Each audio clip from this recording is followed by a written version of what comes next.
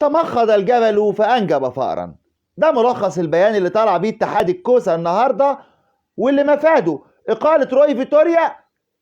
بس خدوا بالكم برضو مش سالكين مقسطين الفلوس، وتعيين محمد يوسف مدرب عام في المنتخب الوطني لحين استخدام أجنبي جديد وسبوبة جديدة، وتعيين الكابتن علاء نبيل اللي معرفش خبراته الإدارية إيه مدير فني للاتحاد المصري.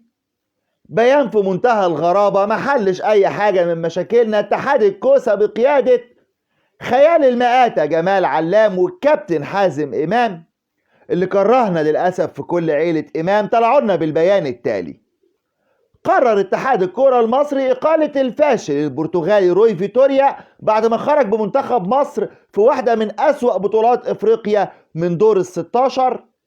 لكن إيه، هياخد الشرط الجزائي كامل وهيقسطوا له المبلغ.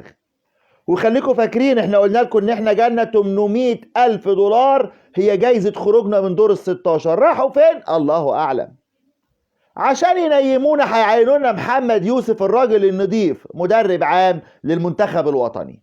وليه بقول لك هينيمونا؟ لانهم قالوا ان هم هيجيبوا مدير فني اجنبي ويعملوا سبوبه جديده، وهيطلعوا 2 مدربين يعملوا معايشه بره، وهيقيلوا مدرب او مدير فني الكره النسائيه، وهيلغوا منصب المشرف العام على المنتخب الوطني واللي كان فيه طبعا النجم حازم امام بعد ما جاب لنا الهديه فيتوريا، واللي بنطمنكم اللي هيمارس نفس مهامه لكن من خلف ستارة وهو علاء نبيل.